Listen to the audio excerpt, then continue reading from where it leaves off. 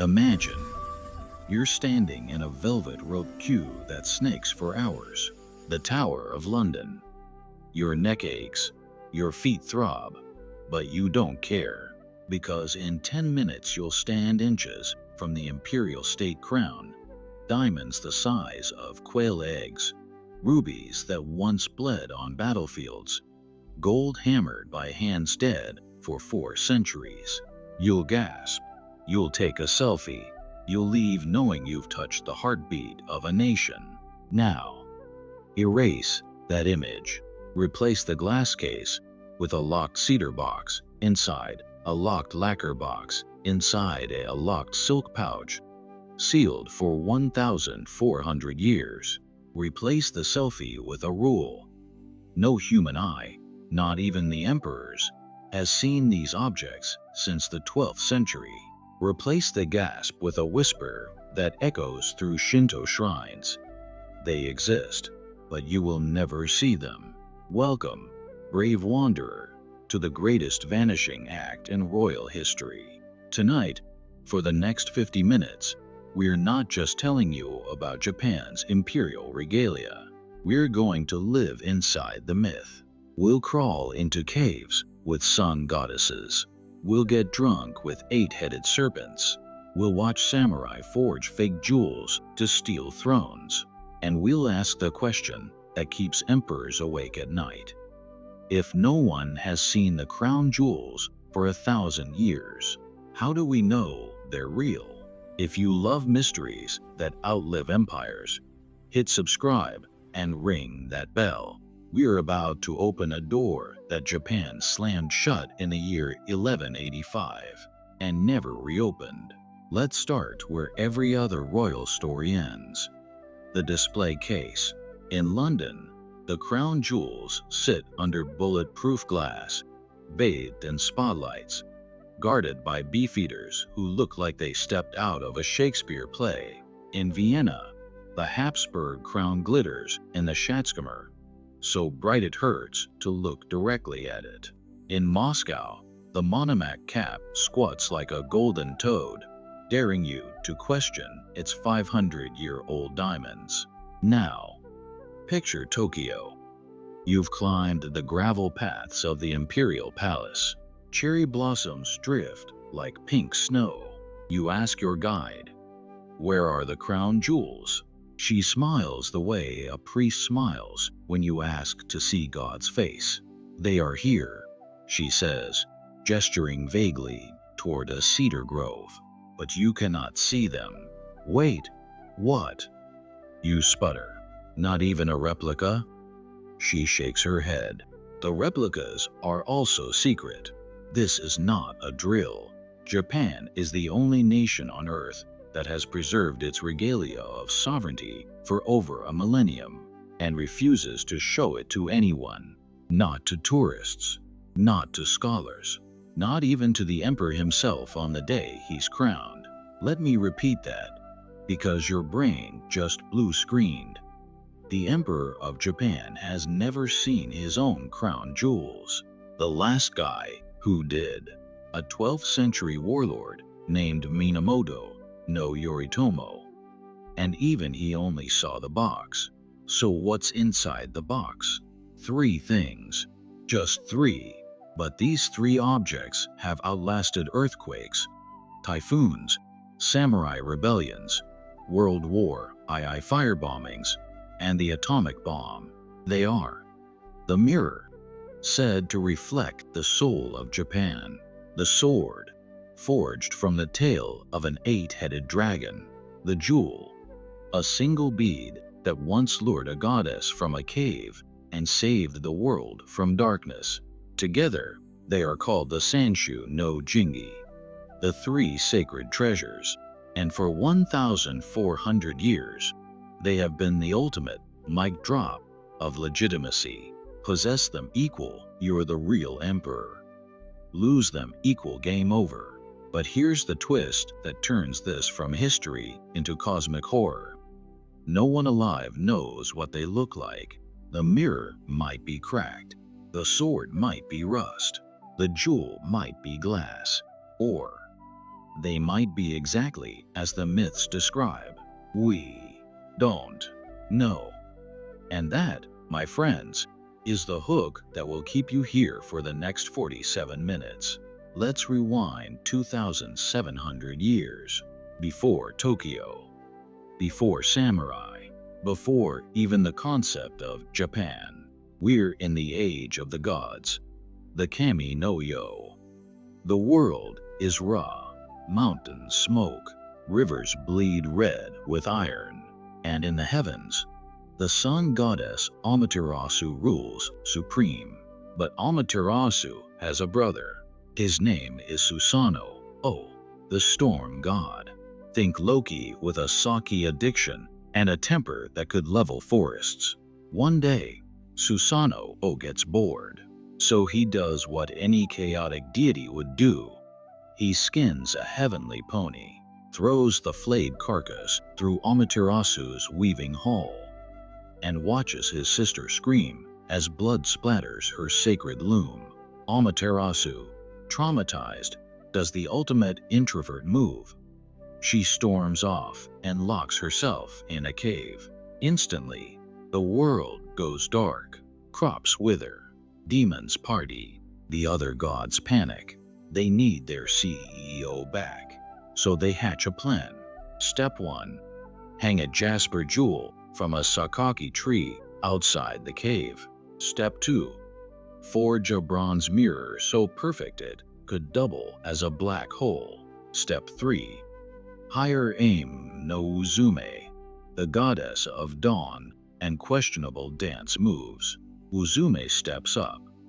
She flips a tub upside down, starts stomping like it's Coachella, and launches into a dance so wildly erotic that the gods lose their minds.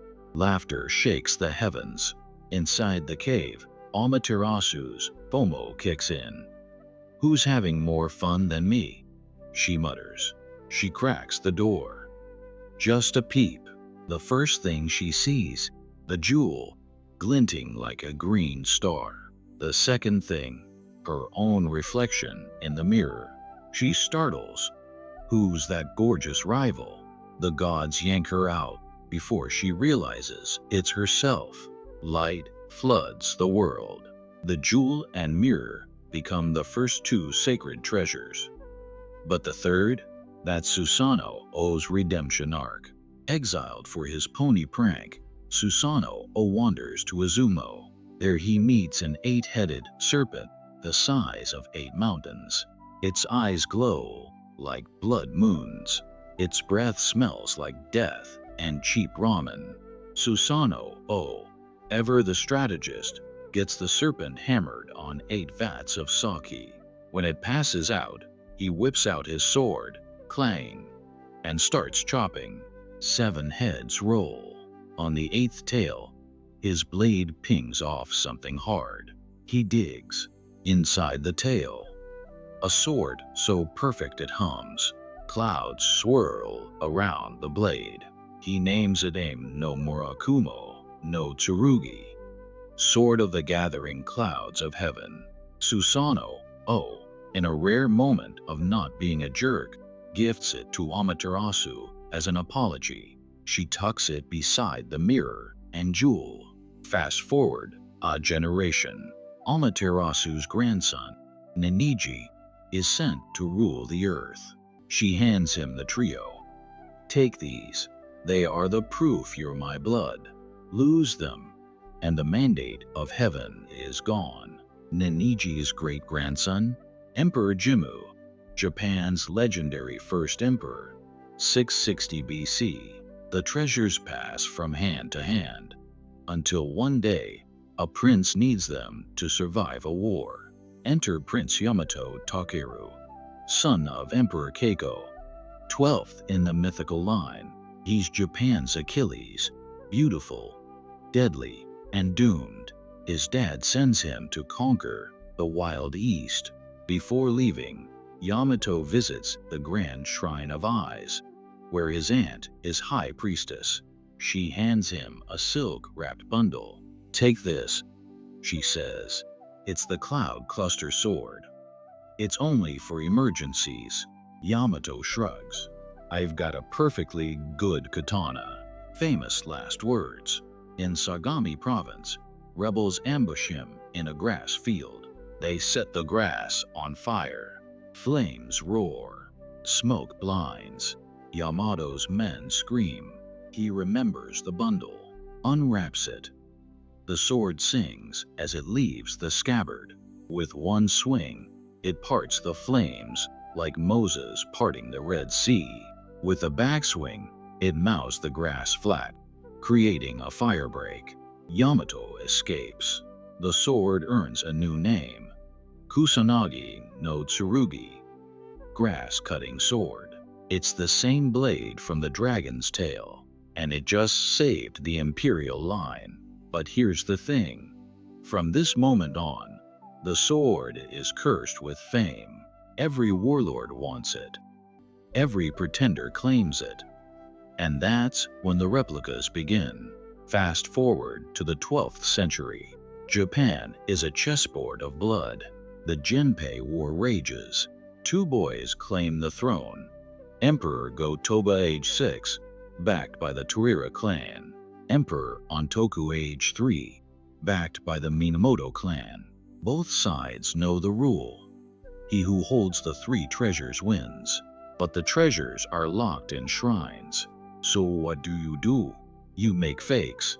The Taira forge a mirror so shiny it blinds priests. The Minamoto carve a jade jewel that glows under moonlight. The sword.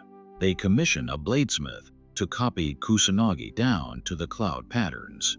For years, armies fight over counterfeit gods. Monks swear the fakes are real. Samurai die for replicas. Then comes the Battle of Dan-no-ura, 1185. Naval clash. Taira, fleet burning. The Dowager Empress, holding little Emperor Ontoku, realizes defeat. She whispers, "There's a place where emperors go." Beneath the waves, she leaps into the sea, clutching the boy. And the legend says, the real sword sinks with them. Japan panics. No sword equal, no legitimacy. The Minamoto win the war, but rule with a fake. For centuries, emperors are crowned with substitutes. The mirror and jewel stay hidden. The sword, rumors say it's at Atsuta Shrine, or lost forever, but the secret stays airtight. Even today, the Imperial Household Agency's official line. The treasures exist. Their condition is adequate. Let's meet Emperor Meiji, 1868. He's ending 700 years of shogun rule. The world is watching. On Coronation Day, priests carry 3 boxes into the palace. The emperor bows. The boxes are opened. Behind a screen, he never sees inside. He only hears the high priest intone. The mirror reflects your virtue. The sword cuts your enemies. The jewel curves your wisdom. Meiji nods. The boxes are sealed. The screen drops. The ritual is over. This is still the rule. Emperor Naruhito, crowned in 2019, followed the same script. He saw the boxes, not the treasures. Why? Because the moment an emperor sees the treasures, they become mortal. A cracked mirror is just glass. A rusty sword is just iron. But unseen, they are eternal. So where are they now? The mirror, Yada no Kagami, at Ai's Grand Shrine's inner sanctuary. Only the high priestess enters. She's blindfolded. The sword, Kusanagi no Tsurugi, at Atsuta Shrine, wrapped in 88 layers of silk. The head priest hasn't unwrapped it since 1993, and even then, only the hilt. The jewel, Yasakani no Magatama, in the Tokyo Imperial Palace, in a box inside a safe that requires 3 keys held by 3 different priests. Every 20 years, The treasures are renewed. New silk, new boxes, same secret. But here's the question that haunts me at 3 a.m. What if they're gone? What if the sword sank in 1185? What if the mirror shattered in the 1923 earthquake? What if the jewel was sold during WWII to buy rice? The imperial household would never admit it, because the treasures aren't objects, they are faith. As long as Japan believes, the throne endures. And there, my friends, ends our 50-minute journey into the invisible crown. We've danced with goddesses, drunk with dragons, and watched emperors bow to boxes they'll never open. If your mind is blown, do 3 things. Smash that like button. Let YouTube know mysteries matter. Subscribe and hit the bell. Next week, we're diving into the lost emperor of Okinawa. Comment below. Would you want to see the treasures, even if it broke the spell? Share this video with the history nerd in your life. Pin it. Tweet it. The algorithm gods demand tribute. Until next time, keep chasing the unseen. This is Path of Presence, signing off from the shadows of the 3 sacred treasures.